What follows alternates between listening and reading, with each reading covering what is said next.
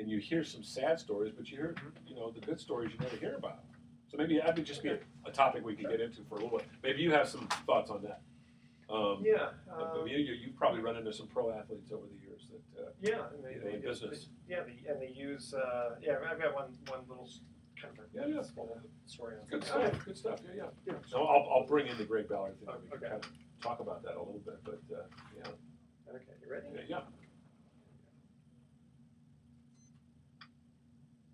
Welcome. You're listening to Sports Econ 101, the show where we discuss sports topics from a business perspective. I'm your host, Edward Brown, along with my co-host, Bruce McGowan, a longtime sports radio personality. Now, it's a little sad. We were supposed to have a guest today. Yeah, I was really looking forward to getting this guy on. I mean, it sounds bizarre to say this, but he died. Like a day or two ago. Day or two ago, yeah. Former NBA player, Greg Ballard, played with the Warriors. I got to know him slightly when he was with the Warriors. Kept in touch with him off and on through different friends and contacts. And he was only 61 years old. Really good ball player. Played with the Washington. Then they were called the Bullets. Back in the late 70s, they won the NBA championship. Came to the Warriors. He was older. He was in his early 30s by that time, but a good role player off the bench, a good mentor for the younger guys. Was playing, paddleball, I guess, and just died of a heart attack suddenly. I think that was what happened to him. Anyway, it just was such a shock. And sadly, those of us who are listening to this program who are of our age, my age, early 60s, this kind of thing is part of life. So you just have to accept it. But it still makes it less, it's not palatable. It's not something you can just say, oh, well, that's life. It is life, but it's unfortunate. And leaving behind the family. A good business. I mean, he had some things going for him, and that brings up a good topic. I think, where do pro athletes go? What do they do after they get out of the business of professional sports? We can talk about that. We'll talk about the next segment. Yeah. So each commercial break, we're going to ask a sports trivia question, and this theme is old football. Oh, I like that. Yeah. We'll see how much you know about football. Old football. Old football. All right. This segment of Sports Econ 101 is sponsored by Pacific Private Money, providing mortgage investments that are hovering around 8%. They had to lower it to about 7.89%. So still hovering around. Hovering. I like that. Yeah. That's what my wife does. She hovers around me. That's because she loves you. She loves me. All right, it doesn't get any more. It's all about love. Who said that? I don't know. Oh, that sounds familiar. Yeah. All right, it doesn't get any more conservative than that. Check them out at pacificprivatemoney.com. Tell them sportsecon101.com sent you over. All right, don't touch that dial. Sports Econ 101 will be right back.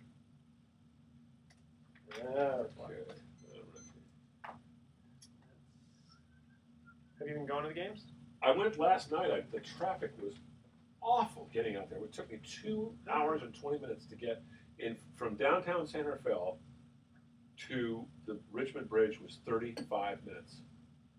That was the worst. And then I ran into another log jam, near the maze. That wasn't too bad.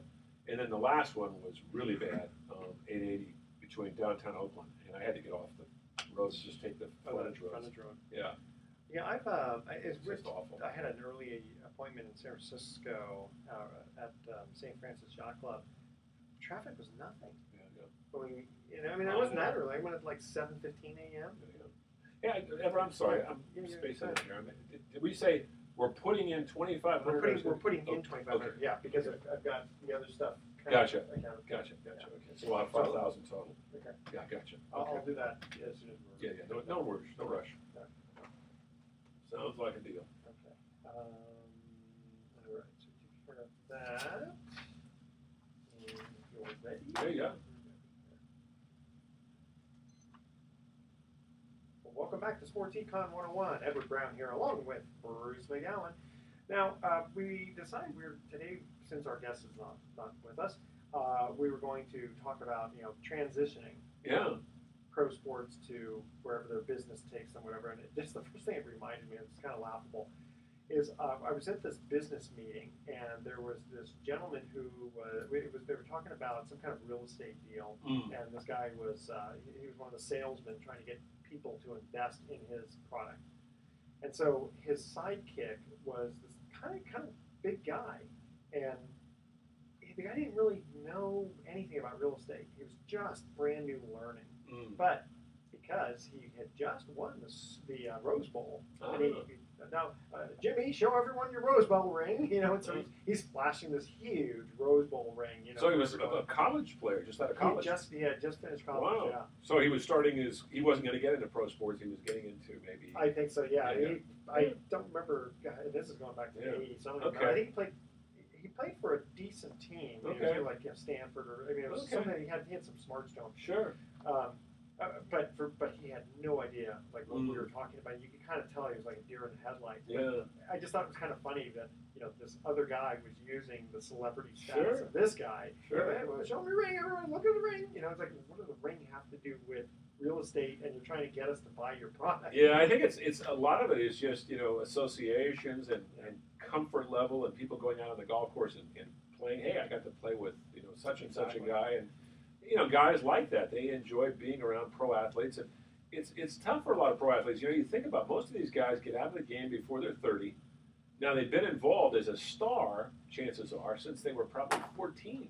So suddenly, after 10, 12, 15 years of being patted on the back and treated like some sort of a deity, they're just a regular guy on the street who's got to earn a living like the rest of us. And if they haven't invested their money or haven't made a lot of money, most of them have made decent money today. But a lot of them, have been frivolous. Yeah. What do they do? And well, some guys transition. Like, is it Dave Casper that sells insurance? Yeah, Dave has done very well. Former Raider tight end, Hall of Famer. Dave has done very well. He is a very busy guy and nice guy too. And I love Dave. Dave, when he played, was very blunt with you. You'd ask him a question, and sometimes it was almost like a curmudgeon. Like I asked him about the Holy Roller play, which I don't know if a lot of our listeners remember. You better. Yeah. I don't know the age of all of our listeners. Well, this is 1978. The Raiders are playing in San Diego. Last play of the game, they've got to score a touchdown, or the game is over. There's 8 seconds to go. Kenny Stabler goes back to pass. He gets hit by Woodrow Lowe, a very good linebacker with the San Diego Chargers. This is in San Diego. The ball pops forward, and actually, Kenny later explained that he threw the ball forward intentionally, but he didn't say it at the time. But it looked like it kind of popped out of his hand. He made it look like it popped out of his hand. For a fumble. For a fumble. Because it would be an incomplete pass. Yeah, because he knew he had to keep the ball alive. Yeah. That is really quick. Well, it's quick thinking. Even quicker. Yeah. Pete Banaszak, who was his short yardage fullback specialist, saw the ball rolling forward. He realized if he picked it up, he was going to be tackled. The game was going to be over. So he fell on it and kind of pushed it, sort of shoved it. If you watch the replay, you can see him actually kicking it with his hand, knocking with his hands, and it rolls forward. Meanwhile, it's rolling and rolling and rolling, and nobody's near it except for Dave Casper. Casper sees it rolling towards him at about the 5-yard line. He sort of slowly kind of falls on it and he says, as I'm falling on it, I see this big fat line. I realize that's the goal line. He says, I better stay on top of it. And he did, and 2 arms of the official go up, touchdown, game tied. No time left on the clock. Extra point is good. Raiders win the game. Long end of the story is Dave Casper was asked about it later. And he says, I just happened. It was just I hate to use the term, but he said these were his words. Just a half-ass play where I just happened to be standing off to the side with nothing to do, and here comes the ball.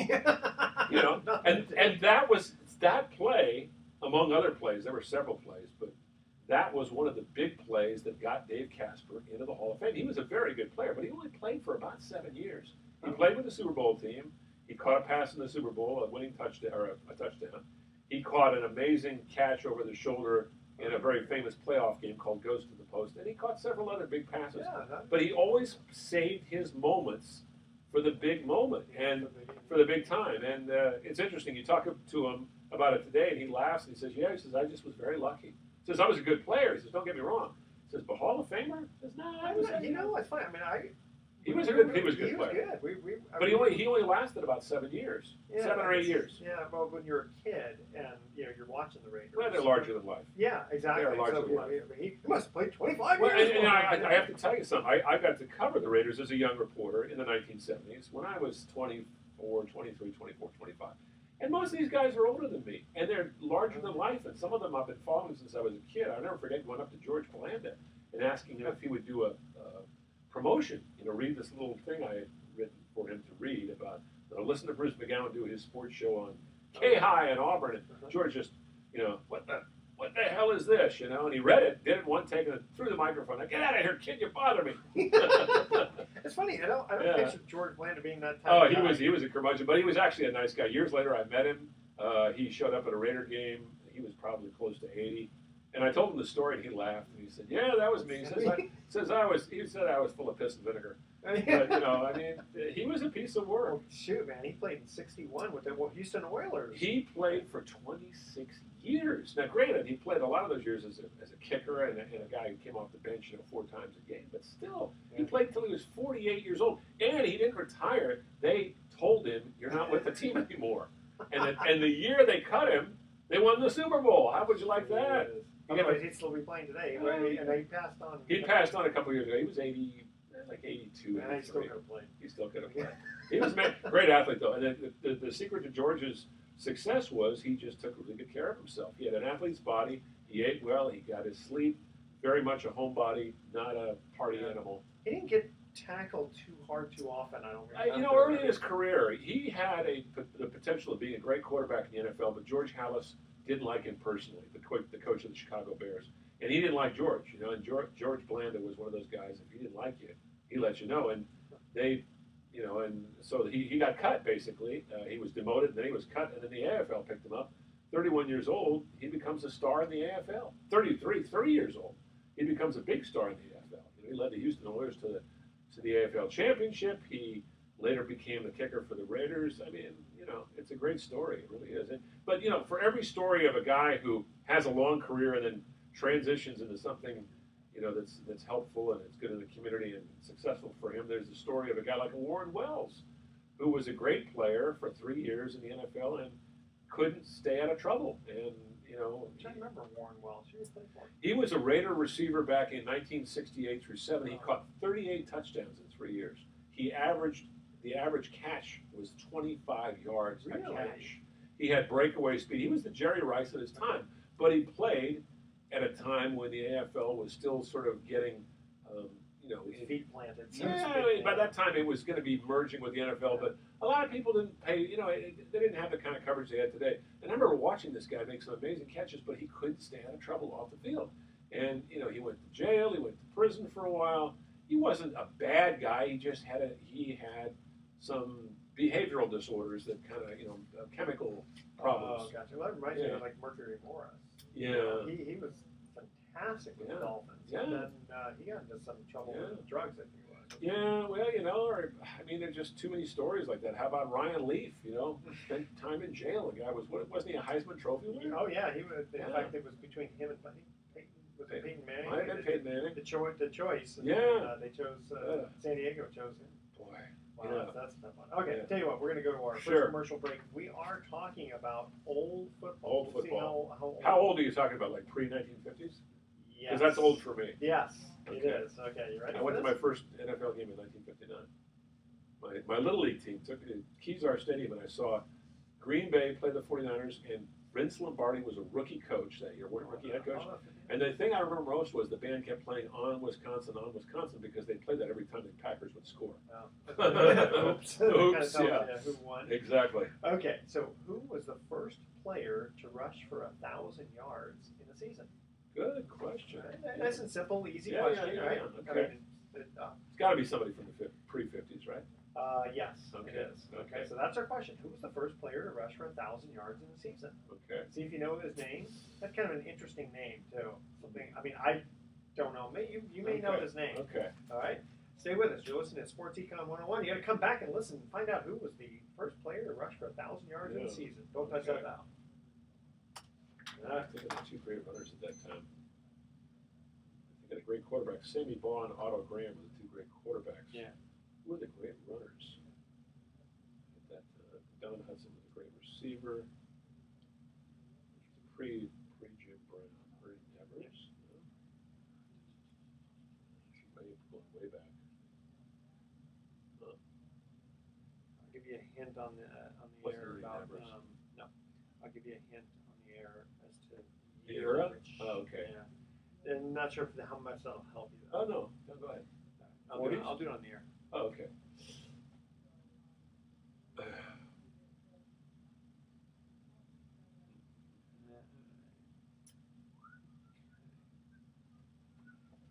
There, here. Good.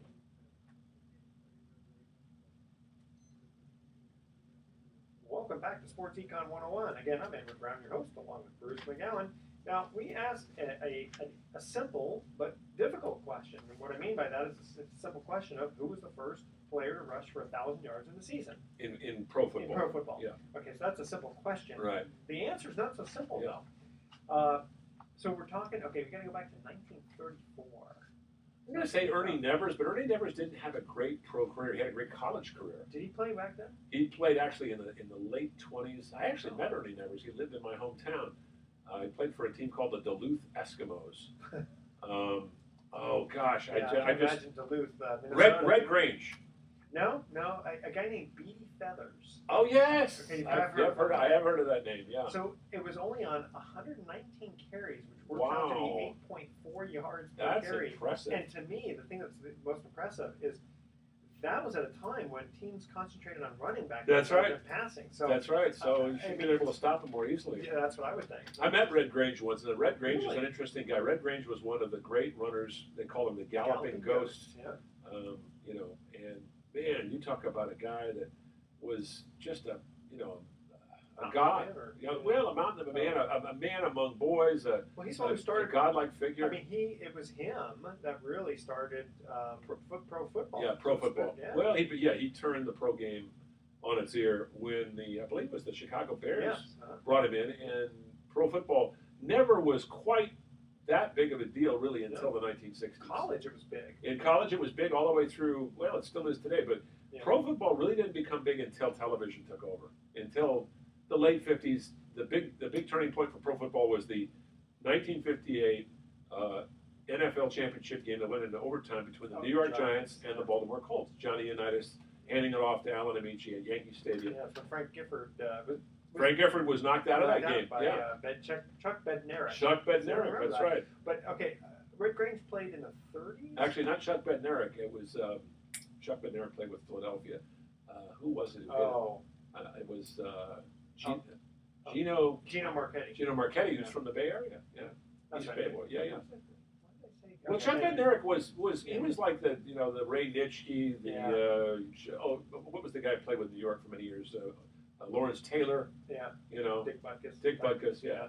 But Grange played in the 30s, didn't he? I believe he started his pro career in the 1920s. Yeah, 25. Yeah, that's right. because- 1925. That's when. Because the NFL came along in 1920, and it was really a slipshod league for a while. He gave it respectability. He put it on solid ground. It really wasn't a big deal until the late 50s. And I think he made 100,000. He did. He made which was an incredible amount of money. But pro football, you think about it, 1970, the leagues merged, the AFL and the NFL merged. Monday Night Football came along, and that was really the year that football surpassed baseball as the number one team sport, professional team sport in America, 1970. I wonder what specifically. I mean, is it just the typical Clash of the Titans type of thing? Why did football? Yeah. Well, I think it was first of all, it was the exposure, and you had this dynamic trio of announcers. You had Keith Jackson, who was probably one of the best play-by-play announcers, later replaced by Frank Gifford. And your favorite, Howard Cosell and Danny Don Meredith. Yeah. And they were entertaining and funny, and they bounced off each other. And then you had a director named Chet Forty who was using some technical aspects of television that had not been really used extensively before. And then they did, little things. Close-ups or The instant replay was a thing that had been used in the 60s, but the number of different angles, the sideline shots. And then also, you had the microphones. Sometimes you had guys mic'd up, not during games, but they had the NFL Films was a big proponent of that sort of thing. Well, it's kind of fun. My brother-in-law actually he has the job of holding the dish. Oh, is that right? For the sound. He does that regularly? He gets to do it for football. Yeah, because he's a trucker, so he gets to truck all around the Wow, country. that must be fun. Yeah. So he's done it for mostly, I think, mostly football. Interesting. I mean, he'll do it for baseball, but I think he might have even been doing it for like NASCAR or something if they needed it. But I'll tell you, the perspective of watching a game from the sidelines, it's fascinating. I did sidelines radio, the analysis. They come down, give you the gratuitous 30 seconds to talk about some hit. oh yeah. You might have seen something they did upstairs, and you really did see things that they did not see upstairs. Like what? Well, you would just see things along the sidelines. You'd hear things from players. You'd see little battles going on. You'd watch specific players going up against each other, the one-on-one things. Gotcha. And so you I really, understand the speed too. It's so much faster. oh my God, than and the that. hitting. Yeah. You know, I remember moving back upstairs after doing it for 2 years, and it was like I'd been removed from the game. I mean, I Wow. really felt like I had been taken away from the game. I got spoiled by watching it on the sidelines. And of course, when you're down that low, too, the cauldron of noise that comes from Yeah. these stadiums just sweeps over the field. Gotcha. It's a powerful feeling. And the sound of these guys hitting each other, the grunts and the noise and the running and the bands, and it just, all of it was all encompassing. I remember doing sidelines at this game in New England, the last game ever played at Schaefer Stadium, which was the famous Tom Brady Tuck game in the snow. Yeah. And it was surreal. It was like being inside of a snow globe. There was no, everything was muted. All the sound was muted because there was 6 inches of snow on the ground. Snow was falling constantly, but there was no wind. And it was like everything was muted. And it was strange. It was just a strange. I wonder, now, being on the field at baseball, though, how much different would that Well, be? that's a different thing. You can't be on the field during baseball. You can be behind the backstop, which I've done a few times. That's interesting, but it really, you don't, you know, if you're off to the side, kind of over towards to where the dugout is, and I've sat right next to the dugout a number of times because I had a relative who owned a piece of the Giants, so we had these great seats once in a while. But that's pretty interesting. But Peter McGowan, right? No relation. No, Bill Newcomb who was one of the owners of the Giants was my wife's uncle. Oh. So he had these tickets, and he wasn't in town very often. He'd always give them to my in-laws, and you know we'd end up sitting there. Even though I had a press pass, I'd come down from the press box and sit with my wife and my in-laws and watch the game. It was great. I mean, I felt like, this is great. But you can see this, you know, watching a 95-mile-an-hour fastball. Well, you could see the speed of the ball, the great artistry of the glove work by the players, and then also you would see things that the batting, the guy in the on-deck circle would be doing. You know, how they prepare themselves, so how they pretend that he's hitting. they'd be watching, you know, very closely. I remember certain things that guys would do, the little habits they would get into, you know, just before they. It was fascinating. I mean, one of the great things about working in broadcasting all these years in sports broadcasting, and what I feel very lucky is that I got to see a little bit of the inside of what happens. And as we were talking about earlier, these players, you know, we don't realize. I mean, we do realize, but we don't think about it that often. About they're just normal human beings, you know, subject to the same pressures, the same kind of strains that we have. And once they're out of the game, you know, it's kind of like they walked out of some amusement park. You know, the lights are gone, the sound, the crowd is dissipated, and they're out in the real world. And for some of them, that's a real adjustment. It's a real tough adjustment. I mean, can you imagine having a career that is theoretically supposed to only last 3 to 5 years? Yeah. And just think, okay, I'm going to go into this for 3 to 5 years, and then what? Now, And then what? Yeah. I mean, now Steve Young's kind of taking it to a different level because he became an attorney, and then he's back in the broadcast booth, and He's doing very well. Very, very well. Done very, very well. And there are guys that are doing very, very well. You know, Michael Jordan has done terrifically well. I mean, he was smart with his money. You get a good agent, that's a key. Yeah. But if you're from a poor family and you come from modest circumstances and you didn't really follow through with your education and you didn't get connected with the right people and you have a whole bunch of hangers-on and family that are sort of, you know, feeding off of you, sponging off you. By the time you get to be 29 or so, you know, you might be in big trouble. You know, maybe you run through a wife and you got a couple of kids to take care of, you know, and you've run through your second wife. I mean, these guys live in a different world. They live in a different world. Is it Adrian Peterson has got like 10 or 11 children? I'm not sure. I remember Sean Kemp had quite a few. Remember the former son? Yeah, he was something else. But you know, you hear these stories, and it's kind of sad when I hear a story about a young athlete, the guy that pitched for the Marlins recently. You know, and when I heard he'd been in a boat wreck, I just thought to myself, cocaine and booze, and sure enough, that's what happened. You know, they think they're invulnerable. They're 22, 23 years old. You know, even had friends telling them, you know, don't do this. I mean, it's one thing if you know everyone. But you remember what you were like when you were age. Maybe you weren't reckless, but you felt invulnerable. I remember when I was 22 years old once, running 17 miles, and I wasn't a distance runner, and I ran 17 miles, and I thought, you know, I can handle this. It's not that big a deal. God, the thought of running 5 miles today. Yeah, 3 miles. But you do surf, though. I do, and that keeps me young. Your age don't surf. Well, that keeps me young. There's something about getting in the water and feeling the power of the ocean and the power of that pulse of the planet, as they say, which is what a wave is. It's eternal. And I know I'm getting off into it. That's okay. The seaweed's good for you. Yeah, no. But I mean, you're out there. The other day I was out there, and a big dolphin popped up in the wave, and you see pelicans, gliding over the tops of waves, and using the updraft of the waves to kind of go a little higher. And you see a big old sea lion comes along, and the sound, the all-encompassing sound of just being a part of that, it just relaxes you. And you're sure it was a dolphin and not a shark? Oh yeah, no, I actually saw a white shark in the water after I was getting out about 6 months ago, and it was a young shark. The younger ones tend to come closer to shore because they're less vulnerable to being eaten by their elders.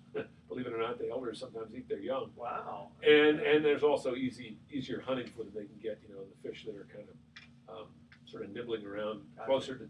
But what they'll do is they'll come up from below, grab a trout, not a trout, but a salmon in the mouth, and they'll breach the water. And it's an impressive sight to see this animal this fish come out of the water, almost like a marlin, that's breaching. But it scares the living, what out of you. You see that? The baby one's still 6 feet long. Okay. Here's our second trivia question. What team won the first night football game ever played? Oh, good one. It's actually kind of a tough one. Okay. It's not as easy as you think. Okay. All right. Stay with us. Sports Econ 101. We'll be right back.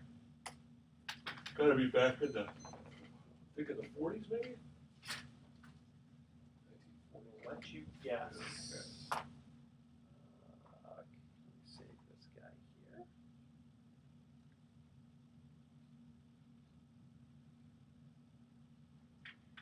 You still thinking about doing that other thing that you're thinking about? What's that? The short little. Oh, yeah, I thought about that. Right now, I just. You got other things. Yeah, I should be more diligent. Days go by so fast, it's just scary. They really do. How's Molly doing? Oh, she's doing really well. I told you about her, thing with Trump, right? Yeah, that was pretty funny, that. actually. Colette said, don't be so blunt about it. I said, well, she's got to learn. It's part of life. Life is full of disappointments. And it's yet to be seen. That's right. Anything's A possible. lot of people thought the world was going to end when Obama got in. Yeah, exactly. Didn't happen. No. Okay. Here we go. Welcome back to Sports Econ 101. Again, I'm Edward Brown, your host, along with Bruce McGowan. Here was our second old-time football question, and I think this is pretty hard. What team won the first night football game ever played? Again, we're still talking NFL? You know what? This is before the NFL. Oh, back in the 20s then. Before then. Well, I'm clueless then. To me, I'm thinking they must have used candles. It's Philadelphia Athletics in 1902. Wow.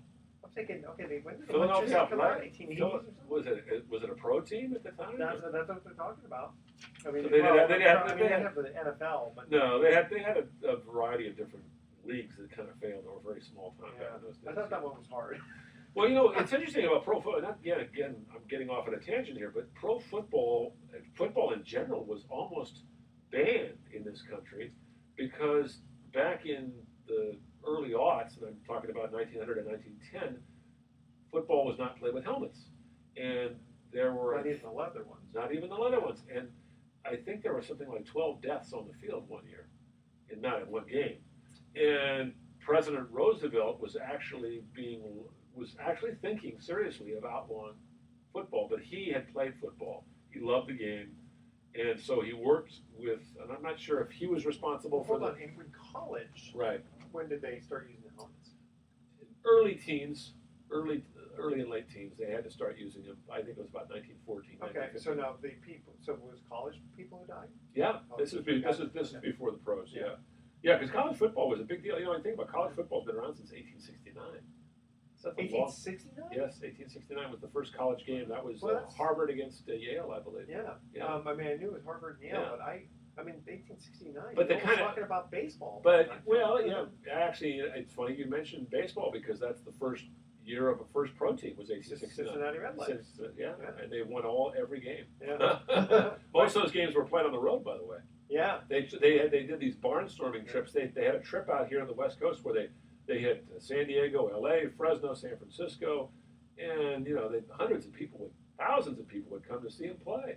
But they won every game. How did they get the news out? I guess Telegraph to say, hey, those days, but then it's like, I guess you guys had to organize here to say, hey, come and play on our team. We got to beat these guys. Yeah. I mean, the great thing about sports is there's always been that that part of the promotional part of the game has always been a big factor in getting people involved. And you think about it, back in those days, before radio, before television, the newspapers were still, they were a big deal, but word of mouth. They had telegraphs. Yeah, and then also I think the informality that we had. I think people were a lot more communicative.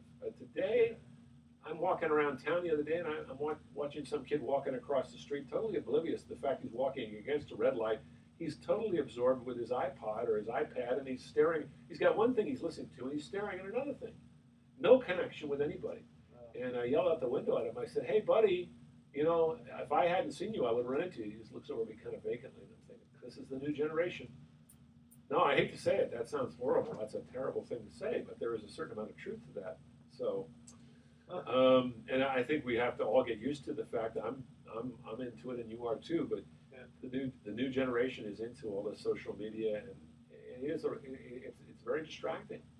Very distracting. Anyway. All right. Move on. Yes. Okay.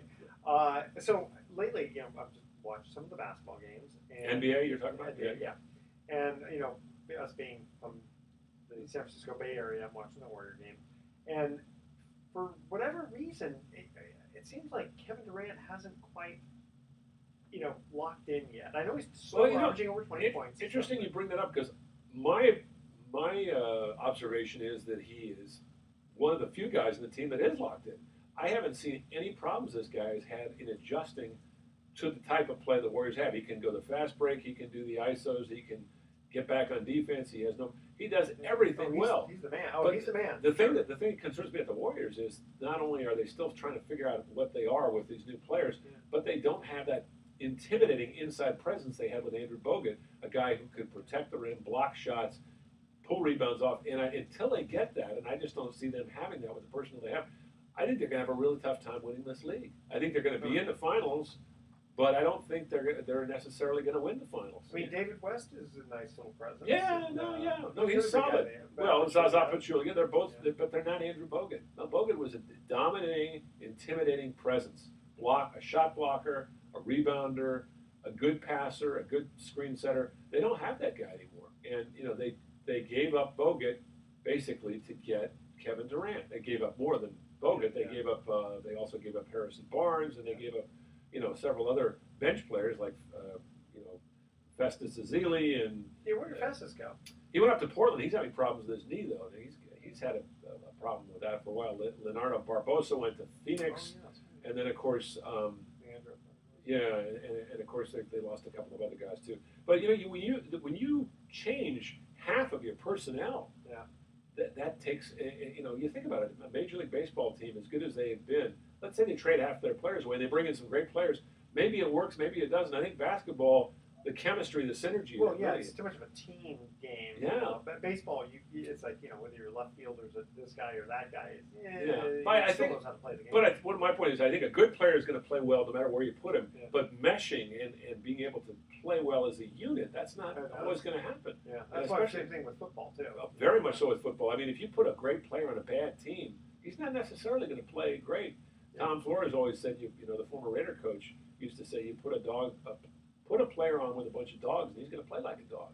And there's a lot of truth to that, Yeah, it's funny. It just reminded me when I used to bowl seriously. If I was bowling with really good play, and again, bowling's a very individual sport. Yeah, but if you're with, I know what you're saying. You're with some really good players. It elevates your game. It does. Absolutely does. I remember I used to play a lot of tennis, and I loved playing against people who were better than me because they'd always elevate my game. Yeah. Of course, I'd bring their game down a few times. I know, that's right. But they say the same thing is true with golf, and I can't figure that out. I guess you get inspired. Tennis, it really does help though because you're getting the ball hit back at you a lot, so you get good shots hit at you. And I think that's true in most sports, you know. But also, you're sort of picking up some tips too. In a way. Yeah. I want to emulate this guy. I remember when I was in Little League, the toughest pitcher in our league for some reason, and I wasn't particularly a great hitter in Little League. I was a little better than average player. One year I was an all-star, but I could hit this guy. And I remember hitting a game-winning homer off. Really? And I hit this home run, and of course, Little League home runs. You're running around the bases, everybody's cheering, the ball is being frantically chased in the outfield. And I'll never forget this guy standing with his hands on his hips, looking at me, going, "You hit a bleeping home run off me."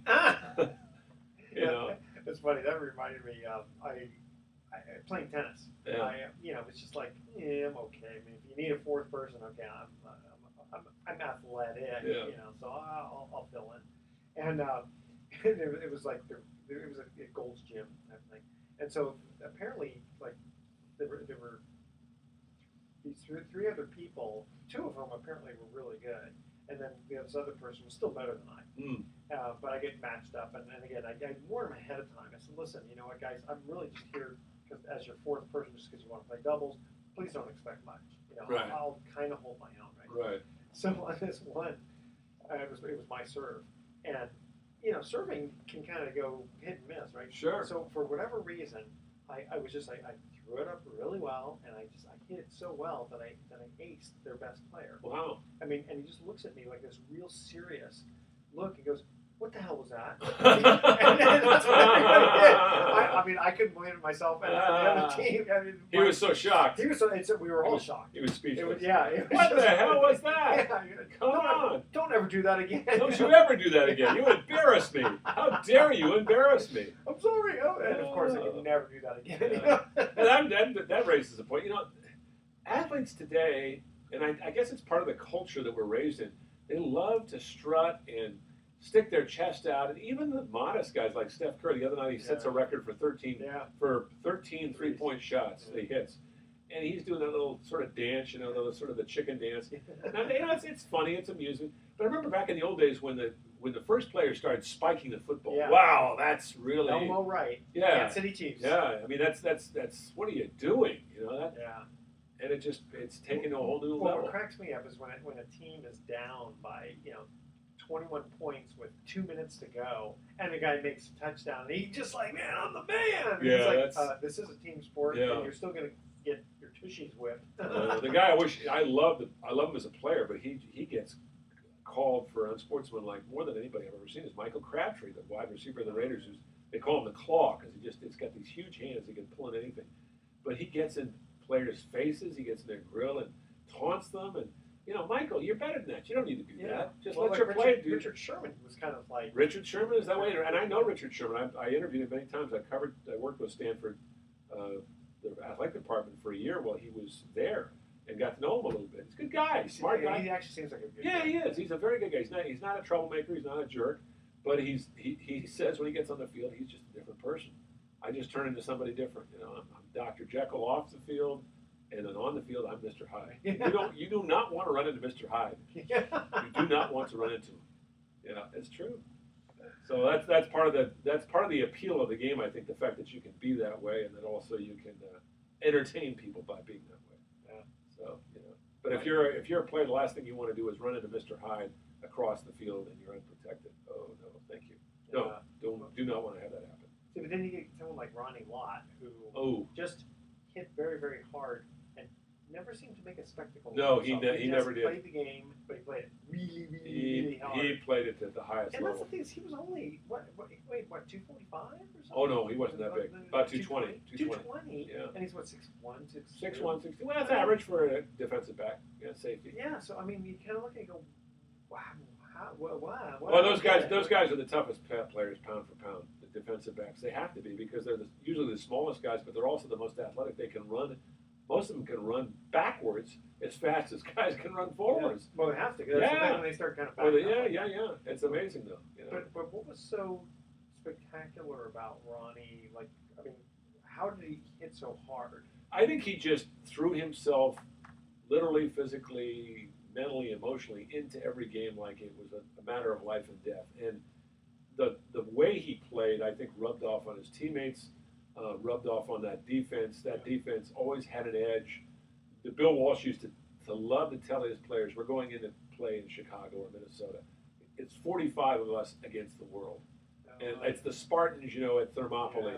Yeah. And Ronnie Lott loved that. He loved being the underdog. Yeah. Of course, he was never the underdog. Well, and here's the thing is that when he got his reputation, I don't remember like when the reputation started, but just if you were a wide receiver, You did not want to run into him.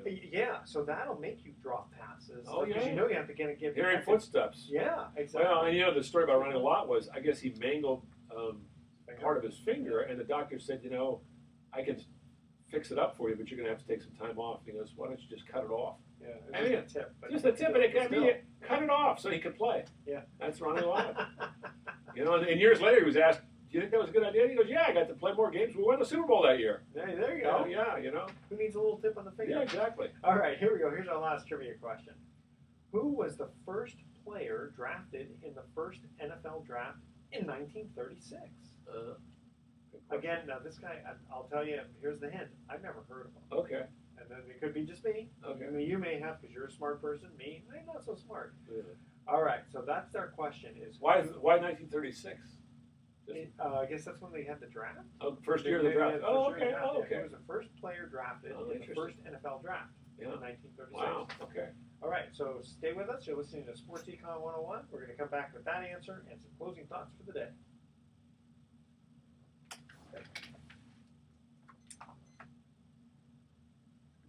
This time is working out for you too, right? The 1:30. Oh, yeah. No problem. Works out for me too because I get a little kind of break. Yeah.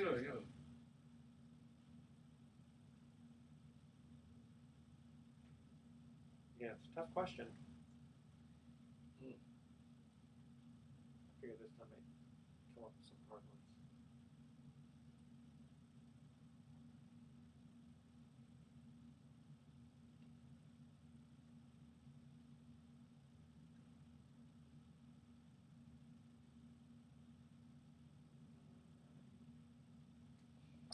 Away you go.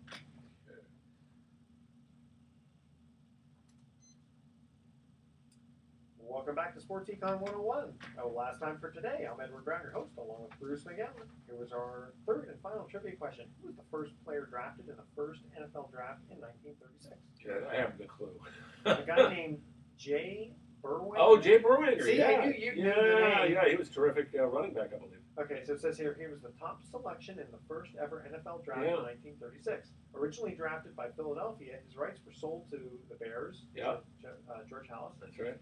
But his asking price of $25,000 for 2 seasons was too high, and he never signed a contract. Instead, taking a job as a foam rubber salesman. Yeah, that's right. I forgot about that. I wasn't around when it happened, but I'm reading about that. He was a terrific college player, but never played it down in the pros. But of course, in those days, the pros wasn't a big deal. Wasn't a big thing. Yeah. And then Jim Thorpe played for the Washington Redskins? He played for Washington. He played for a team called the Duluth, I believe the Duluth Eskimos also. I think Ernie Nevers also played for them. And the Carlisle Indians, that's where he went to school. That was his college, though. I'm trying to remember. He was a great football player. He played Major League Baseball with the New York Giants. Not a great player, but he played the major leagues. That's something. He was the athlete of the century. No, he was the Bo Jackson of his time. Yeah, exactly. Yeah. Okay, here's our thought for the day. A senior basketball player at the University of Pittsburgh said, "I'm going to graduate on time, no matter how long it takes." I like that. And how would you like to have worked with Bill Peterson, a Florida State football coach, when he said things like, "You guys line up alphabetically by height, and you guys pair up in groups of 3, then line up in a circle."